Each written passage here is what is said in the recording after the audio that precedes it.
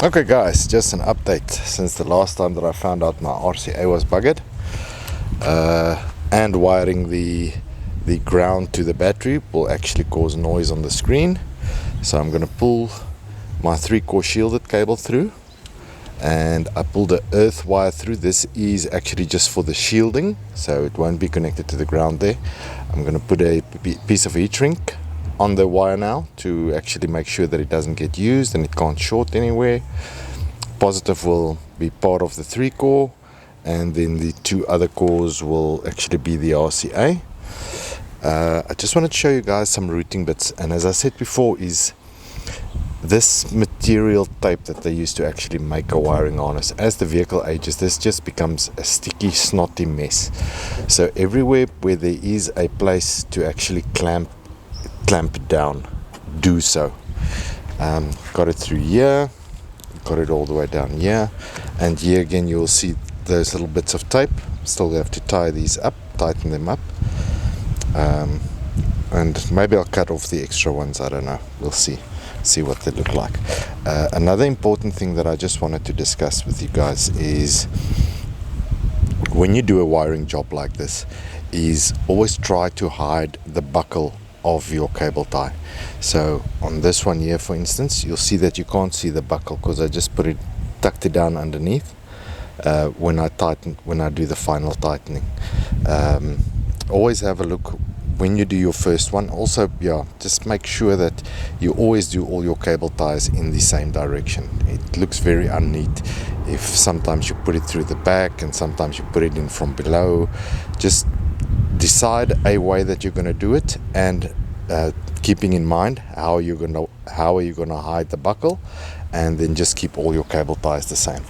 I think on the next video, when I start up the camera again, it'll be to remove this trim here, that bracket, and to actually use the old cable to pull the 3-core all the way through to the front. So I'll be removing the seat bottom and the bolster on the side to get the cable all the way into the center console. Okay guys, I got my cable tied up nicely.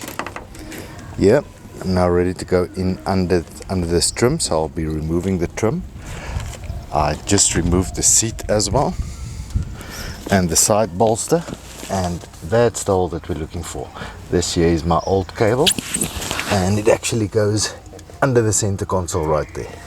So side bolster, just pulled it off from the bottom, and it clipped out there, and it clipped out there. Seat was just these 2 clips. So just pull up in the front at the clips, and the side bolster comes out from the bottom, and you just wiggle it out. So putting it back is just going to be the reverse. Putting it in, getting it to clip there, and clip at the bottom. Okay, now that I have the roof in this position, something else caught my eye, which is probably why my previous RCA cable failed, is the wire needs to be a hell of a lot longer for the roof opening and closing. This wire here is absolutely taut at this point in time. So I'm going to have to cut everything loose here, get the wire relayed and tied up again. Then I'll open and close the roof again, just to make sure that the cable is laid properly. Okay guys, update. I want to finish up the boot first, so I'm going to be cutting. I just borrowed a good soldering iron, cutting and joining everything at the back here, which means that my 3-core shielded cable is going to get a RCA on it. I just bought this small little RCA just because it has gold plated ends, looks a bit fancy and a bit more sturdy. I'm going to cut this end off, be joining it to these 2 wires. The black will go on the shielding, and 2 will join in here, and the 3rd one will go on the positive of the power supply. The negative, as we discussed last time, causes noise, so that has just been insulated. Then here on the inside, for the aux cable, I didn't like the supplied aux cable that is a straightforward 3.5mm jack, so I actually ordered another one see if I can find the end somewhere here. Here we go. Okay, so I ordered a good quality aux cable with a 90-degree end. So just to make this installation look a little bit better. That still has to, I don't know, probably put it in under the phone holder here or something, route it in here, and then all the way there. Radio has to come out again, screen has to come off again. I can pull everything in, get my 4G antenna mounted, the TPMS antenna, and then I need to route through to the top of the steering wheel for the mic, and then I need to route through the A pillar for the dash cam. So for now, just the soldering, just to get the boot done and closed up. Okay, so just to catch you guys up, did my solder connections. Everything is actually now properly tied up back here. Put the liner back in. Still have a couple of clips missing, but that's fine. When you do this, remember your emergency boot release that you actually feed the cable through, and don't forget to actually connect the little light there. Other than that, it was pretty basic. Got these covers back on each side, so I am done with the rear. I just moved all the interior parts and all that kind of stuff to the back here to give me a bit more space in the front, and tied it up here a little bit. There was one thing that I still need to test. That is this wire here for the external speaker. So I'm just going to fire up the car and just fire up a navigation app and choose any destination, and just listen if the lady's voice comes through one of the car speakers or if it only comes through this speaker. If it comes through the car speakers, I don't have to mount this. If it only comes through this speaker, I need to find a place to mount this as well. Okay, so here we go. I made a couple of calls to family now to try and use the internal mic, or if it uses the BMW OEM mic when you make calls. And a bunch of testing revealed that the external mic that they supply with, that plugs into the harness here, really does provide really a big improvement on the sound quality. I also found a position for it that I tested on the phone call, and you'll see a bit later where I'm going to mount it, but it's actually going to sit here slightly behind the screen, and we'll just tie in all the wires there. Then the external speakers, I tested with Google Maps if the lady's voice comes through without the speakers connected. So I'm just going to select, it's just says, and there you could hear the head east. So all of that is working perfectly. I don't have to connect that. And then just to give me a little bit of space in the back, because I'm never going to add videos in the back seats and that kind of stuff, I'm actually going to trim all of this out of the harness and that, etc. So all that's going to be left here is what I actually need. So I'll come back at a later stage. Just letting the car idle for a bit now because I'm getting a low battery warning. Just letting the car charge the battery for a bit, and then I will see you guys in a bit when I have all of this disassembled and the cables routed and so forth, just before I start the assembly process. Okay, so just to catch you guys up with what has been happening now in the final installation process. Got my 90-degree aux cable in there. I just did a rubber grommet for the little hole that I had to make over there. Then the 4G antenna. Let's see here. I should have 3 cables here. Don't know where my third one is now. There it is. Okay, so let's just get that. Okay, so cell phone signal. This is for the ADAS camera, and that is for GPS.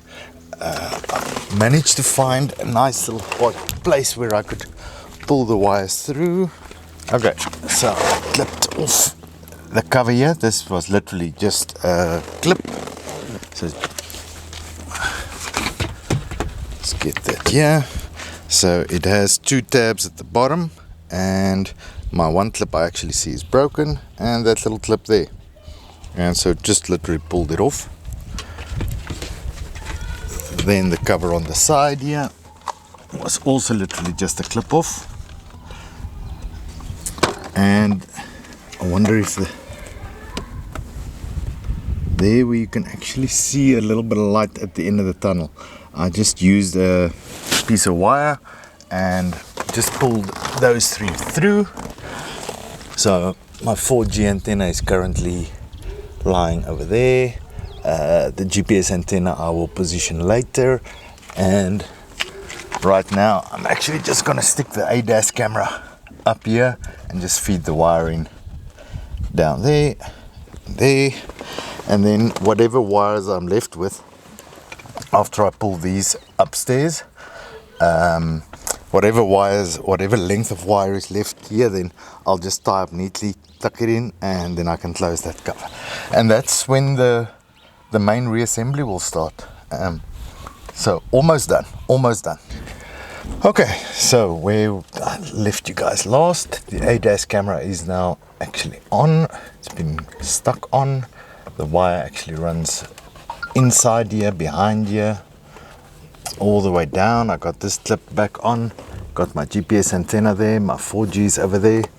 I now have the cables through the front. This is the length that I want here.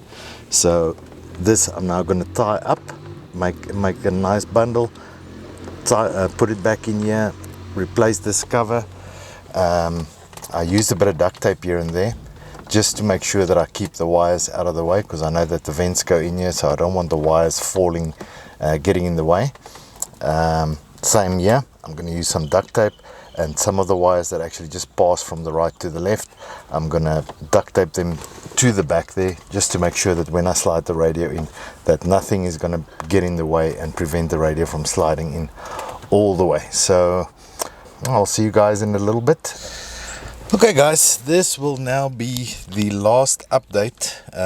When you see everything again, it will be fully assembled. The cubby, the glove compartment will be back, everything will be back.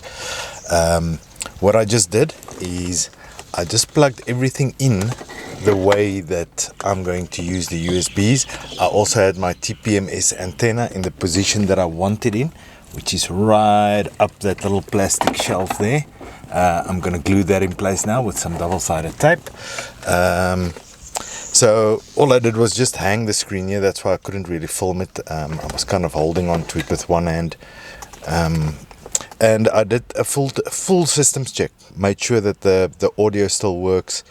Did the reverse, made sure that the reverse camera works. Check the ADAS, that the ADAS works. Check the TPMS, that the TPMS connects. The only thing that I didn't actually test, but that I'm going to assume works, was something. Escapes me now. Oh yes, the GPS. But I mean, I have the antenna there. It has to be good. It has to have good signal from there. There's no ways that it's going to be bad signal. A bit that I just noticed now is to actually put the vent panel in. I might have to put that in first, just because this bracket is actually overlapping with the panel. So I'm gonna check that now. If it does overlap, I'm just going to loosen up the 2 bottom screws and just tilt it forward slightly so that I can get the vent panel in. Obviously disconnect this, get the panel in, reconnect.